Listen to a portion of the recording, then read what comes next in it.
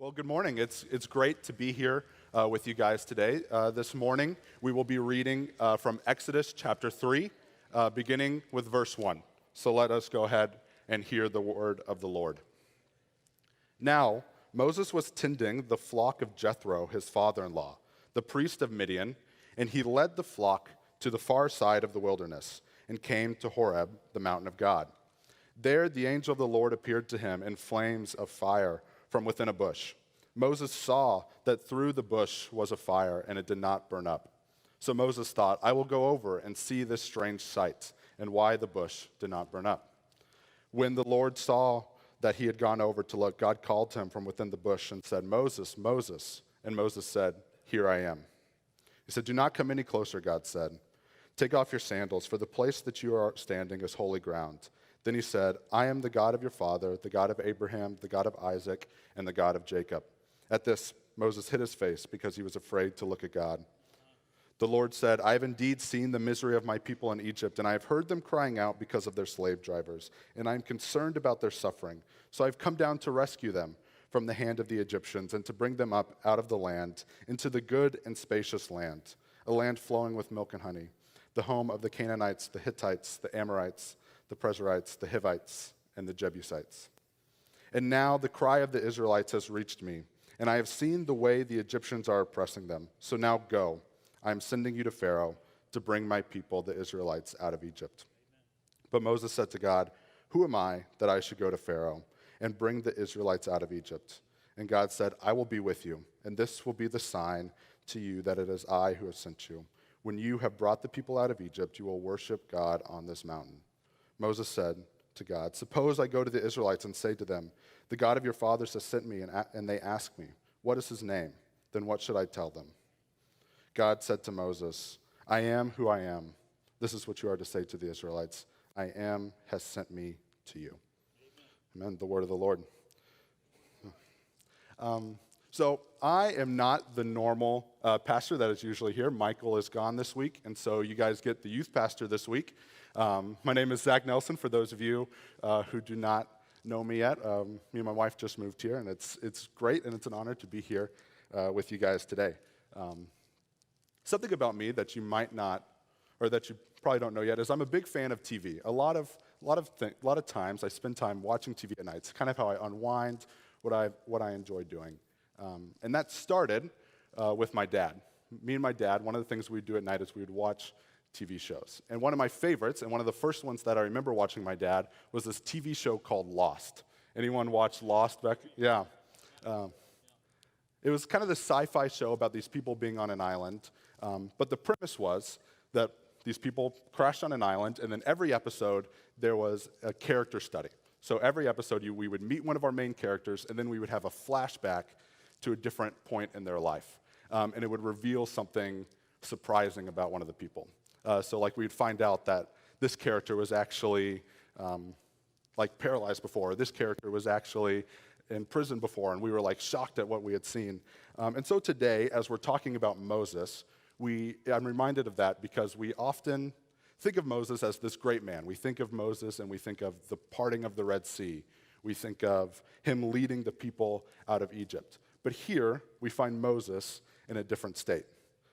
We find Moses alone in the desert and taking care of a flock that is not his own. We know what's coming up for Moses. We know he's going to be this great influential man. But here today, we look at Moses, and we see this man alone in the wilderness. And if we were to go back, we would see that he was formerly the prince of Egypt. And we might question how the prince of Egypt became this shepherd. But then we would get another flashback, and it would reveal that Moses was a murderer who killed someone to left and flee the country because of his shame. And so we see this man who is full of flaws and shame in this story. We look and we see a person that has a lot of flaws, but God sees the person that he's going to change the course of human history with. So the reason that is because Moses' story does not begin as the son of Pharaoh, and his story does not begin or end as the son-in-law of Jethro. Instead, his story begins only after his burning bush experience. Moses is lost, and he's always kind of been that way. He's always been a person without a home. He was a Hebrew who was raised as an Egyptian, given an Egyptian name, and although he tries to intervene to help his kin, the Hebrews, he ends up murdering an Egyptian and being rejected by his own, the Hebrews. He flees Egypt, and there he goes to Midian, where he meets this woman who identifies him as an Egyptian. And then so from there, Moses spends 40 years in the desert until God comes to him. I often wonder what those 40 years were like for Moses.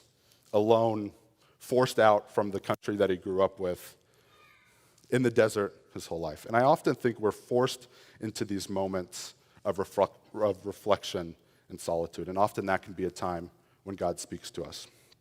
I've found that getting disconnected to be a good thing in my life. I am someone who is pretty regularly on my phone, as most younger people are, I would say. I'm always being entertained by something, whether I'm listening to music or listening to a podcast. Even as I go to bed, I like to listen to things as I fall asleep. There's almost no time in my day when I'm not being entertained by something. And so I constantly have to make spaces of quiet time in my life. When I was growing up, my family had some land in Oklahoma. And this was in like the middle of nowhere, Oklahoma. We would go out, there was no cell service. We were like an hour away from the closest town. We were like up in the hills. It's beautiful, but for the 13, 14-year-old kid, I wasn't super excited always about going to the place where we didn't have cell service, going to the place where I couldn't be up to date on all the sports that were happening. I couldn't talk to my friends. But as I grew up and as I would continue to go back there, I went in college with friends and went alone. I found that to be a very great time for me. That I found that to be a time in which God would speak to me as I would sit out by the fire, alone under the stars, where you could see all the stars, not polluted by the light or anything. I would find that would be a time when God would speak to me. And often, I think we're so concerned about what we're doing right and what we're doing wrong, and we don't take any time away from everything in the world. And sometimes, like Moses, we're forced into these moments. Like last year, I think we were all forced into a moment where we were probably alone more than we wanted us to do. But I find it interesting that God called Moses not when he had the most money, not when he had the most power, but when he was in the desert and was open to his call. And not all of us will reach the low points that Moses did, but I think it's important for us to find our burning bush in the world around us. I think there's a poet, Elizabeth Barrett Browning. I think she says it really well when she says this: "Earth is crammed with heaven, and every common bush afire with God. But only he who sees takes off his shoes. The rest sit around and pluck blackberries." I believe that God is still calling us today. I believe that the miracle of the burning bush is still happening for you and for me today. It might not be in the form of a bush that doesn't burn up, but it is still happening, that God is still calling his people. And I think so often we miss it. So often we walk by it. So often God is everywhere around us, and we are too busy to stop and to look and to see him. God is inviting us in to the saving work of his people, and too often we're too busy to see it. But you see, our story, though, doesn't start with our success or our failures. Instead, our story is only how you live after your burning bush experience. So then if we know that our story begins, and that affects how we live around us, we are no longer able to answer the world's issues as the world does, but as Christ has called us to do. In one of my favorite verses in the Bible, we see that God has not forgotten about his people. Despite them turning their backs, we see that after all this time, God is seeking after his people when he says this: "I have indeed seen the misery of my people in Egypt. I have heard them crying out because of their slave drivers. I am concerned about their suffering, and I have come down to rescue them from the hand of the Egyptians and to bring them out of the land into a good and spacious land flowing with milk and honey." The first thing, I love what this says about the character of God, that he is seeking after us to save us.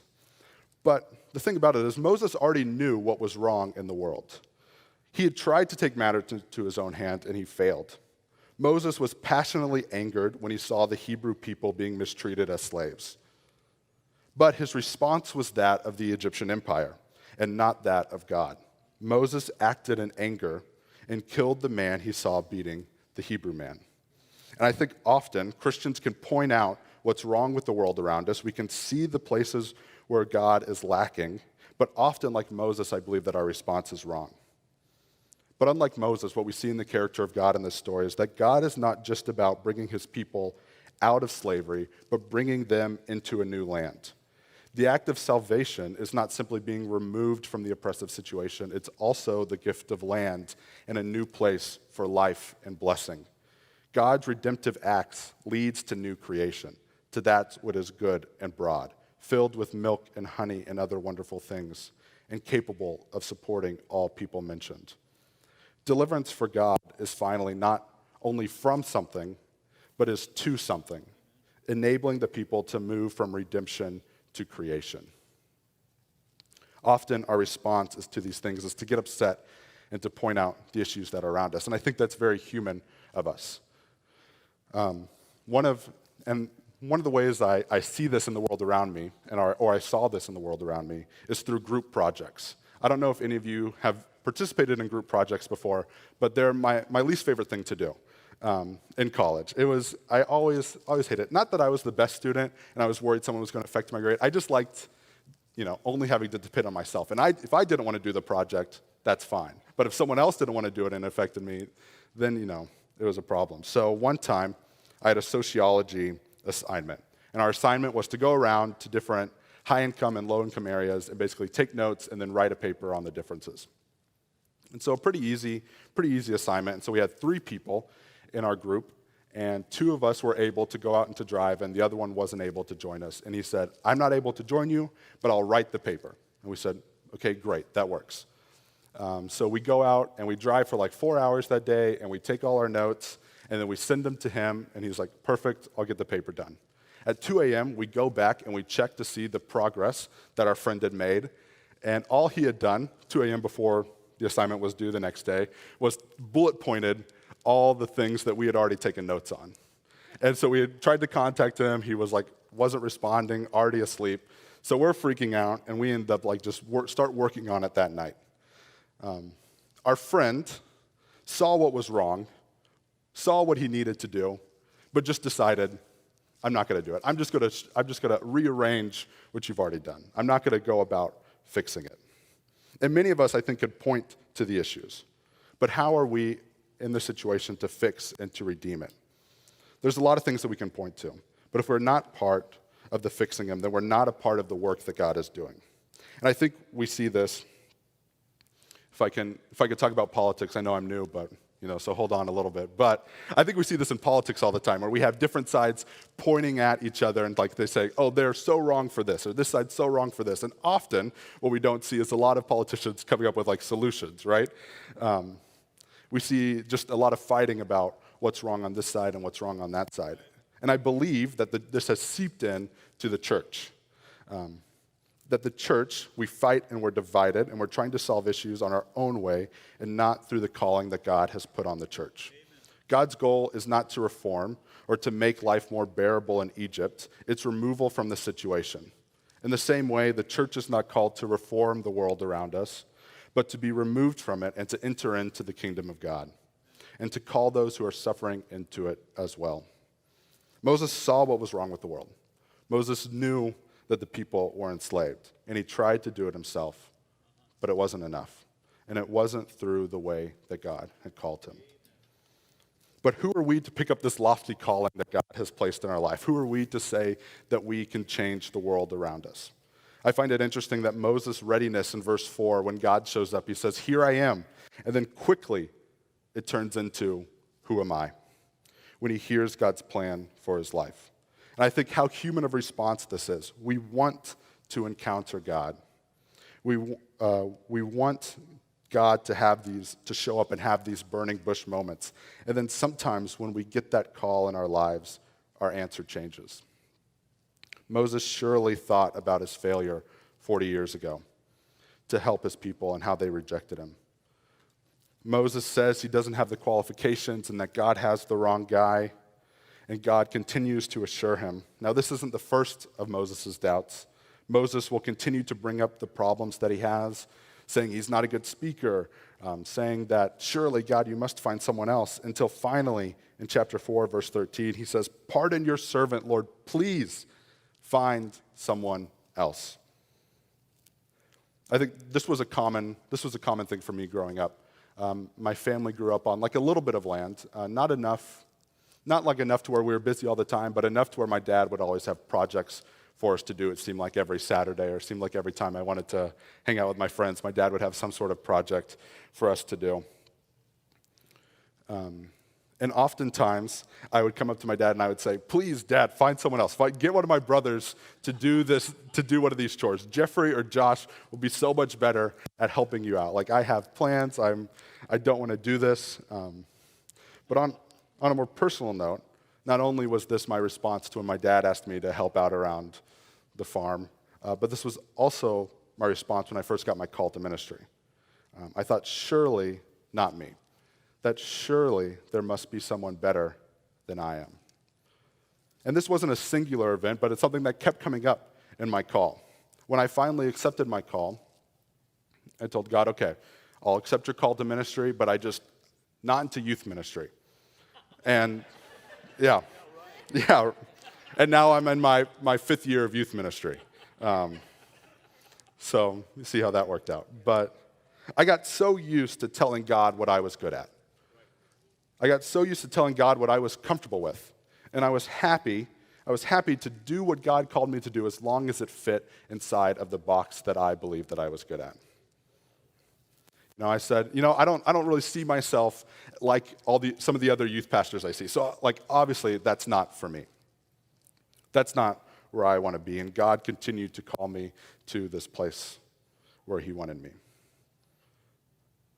I would put God in a box, and I was happy to say, as Moses said, here I am, use me. And yet, often, I found myself after that conversation saying, who am I to do that to which you have called me to? And I think if this chapter were to end in verse 11, then Moses and myself would be right, that we're not good enough to pick up this call that God has called us to. But luckily for Moses and for me, our walk isn't one that we walk alone, but one where God is right there with us. As his response in verse 13 indicates, comfort to go beyond our boundaries when he says, I will be with you. When you're going into the unknown, it's always good to have someone to go with you. As I felt aimless walking into my call, God accompanied me with him. And it reminds me of when I took a mission trip to Greece my sophomore year of college, the summer between my sophomore and junior year with my school. And it was a great trip, and we were staying in the town of Thessaloniki. And one day for lunch, we had a little bit extra budget, and so we said, we're going to go out and we're going to pick up pizza and we're going to bring it back. And so we were at the church that day, and we kind of knew, we had been there for a week, and we had kind of known the area that we were in. And so me and this other girl on our trip said, we're going to go and we're going to find this pizza place, and we'll bring it back to you guys. And so we go out and we're walking around, and very quickly we get lost. Very quickly we realize we have no idea where we are in a town where most people speak some English, but not a lot of good English. And very quickly we're lost. And we're aimlessly walking around hoping that a pizza place will just appear on the next street that we walk down. And finally, we come to this old lady, and we tell her that we're looking for a pizza place, and she doesn't really understand what we're talking about, but she understands pizza, and so she starts walking, and we're like, okay, I guess we're following her. And so we start following her, and she leads us to the place that we were looking for all along. And then from there, we were able to, someone else helped us find our way back to the church, and we figured it out. But that's often how I felt in my call, that I was walking aimlessly in a place to which I did not know, walking aimlessly trying to figure out what God has called me to. But quickly I figured out when I asked, I was not alone, that God would take me and lead me and accompany me the whole way. That I was not being sent out blind, but I was being out accompanied by him the whole way. And Moses was not successful because all his issues went away. Moses was successful and God used him because Moses had faith in the one that called him. And it was stronger than his self-doubt. You see, God used a shepherd with a stutter who formerly murdered someone to bring about the freedom of his people. Amen. And how much more can he use us if we put our trust in him? Amen. So what does that mean about where we're called today? How do we continue the call that God has placed on our lives? My professor used to say, your call to the world is this. He said, your call is where your heart meets the world's great need. And it's something that stuck with me, that your call is where your heart meets the world's great need. Moses had a heart for the Hebrew people who are being oppressed. And God used that passion and worked through it. In Hebrews 11, we have the Bible's Hall of Fame. And we look and see how these big influencers in the Bible lived, and it reveals their secret. About Moses, it says this, starting in verse 24. By faith, when he had grown up, Moses refused to be known as the son of Pharaoh's daughter. He chose to be mistreated along with the people of God rather than to enjoy the fleeting pleasures of sin. He regarded disgrace for the sake of Christ as a greater value than the treasures of Egypt, because he was looking ahead to his reward. By faith, he left Egypt, not fearing the king's anger. He persevered because he saw him who was invisible. The reason Moses was able to do what he did was because he found his identity in the one who called him. You know, so often we're forced into finding our identity in what we do or what we want to do. One of the questions that I got all the time growing up was, what do you want to do when you grow up? And before I got my call to ministry, I always struggled with that. And I always struggled with where do I fit in this world? Where do I fit in the world around me?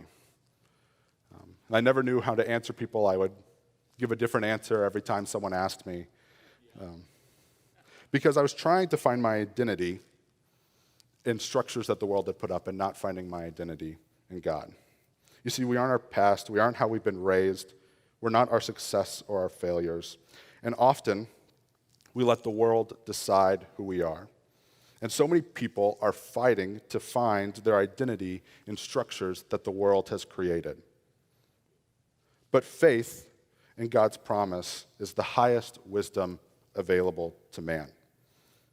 It takes into consideration future contingencies and issues that only God in his omnipresence is able to foresee. And thus combined divinely illuminated insights and daring courage, Moses in this story casts his lot with the underprivileged and downtrodden slave people in Goshen and prepared himself for whatever afflictions and sufferings that might be involved. This he could do only because his judgment of faith foresaw the deliverance of Israel from Egypt and the fading and passing of the seasonal pleasures that of Egypt's offer. And how different are the pleasures of God's people? Sin affords temporary pleasure indeed, but at the bottom of that cup lie bitter dregs of selfish and sad disillusionment. In this truth we must persevere under the pressure of this world to conform, under the pressure of this world to give in to tribalism and bickering, to set aside all that and the temporary gains, and to endure by keeping our eyes on him who is invisible. My grandfather is a great influence to me, my mom's dad. He was a missionary for most of his life, for a large portion of his life. For all my life growing up, he was on the mission field. And he often talks about how hard it was that he was never around for his grandkids, that he was always gone when his grandkids were being born, and the burden that placed on his life.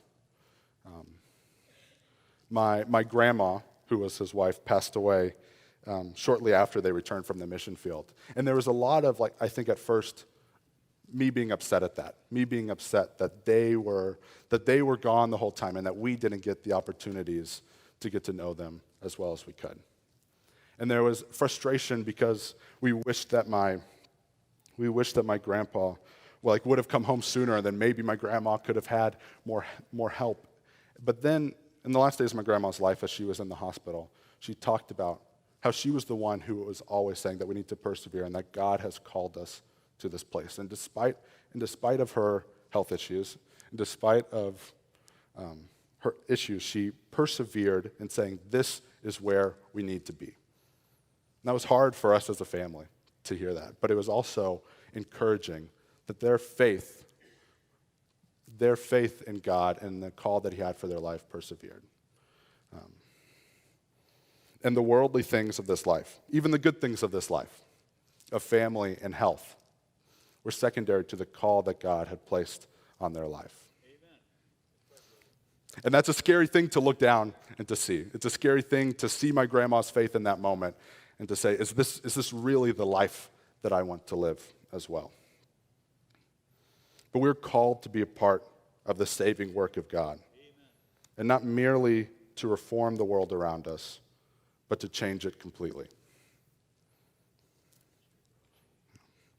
Which, we look around and we see a lot of problems with the world today. I think it's overwhelming, and us often, like Moses, say, God, find someone else. Send someone else. Send anybody but me. But still, God is calling us. And so as we meet Moses in this story, he's 80 years old. So let's flash forward 40 years to his death. And the Bible says this in Deuteronomy 34, verses 10 through 12. Since then, no prophet has risen in Israel like Moses, whom the Lord knew face to face, who did all those signs and wonders the Lord sent him to do in Egypt, to Pharaoh and to all his officials and to his whole land, for no one has ever shown the mighty power or performed the awesome deeds that Moses did in sight of all of Israel. In this last quarter of his life, in the last 40 years of his life, Moses put his faith in God and changed the world. We today see a great need in the world, and we can come up with excuses as to why we're not qualified. We can come up with, say, we're too young or we're too old. But ultimately, Moses was not the greatest leader in the history of the Old Testament because of his skills and talents, but because he let God use him and trusted in him who was invisible.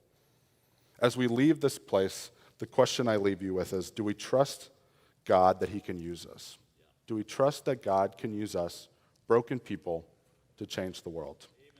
Do we trust that God, despite our flaws, despite our past, can continue to use us? Do we still believe that God is in the act of saving his people, and do we believe that he is using us to do it? Amen. And it takes a step of faith that I believe that God is inviting us all to take today. In just a minute, we're about to sing the song Oceans, which is all about that call to take a step in faith to him.